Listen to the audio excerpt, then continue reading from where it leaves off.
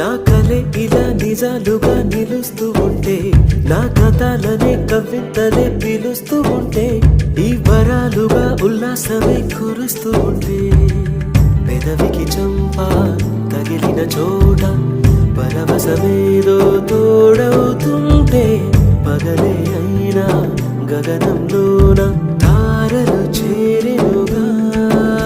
నిజంగా నేనేనా ఇలా నీ జతలో ఉన్నా? ఇదంతా ప్రేమేనా?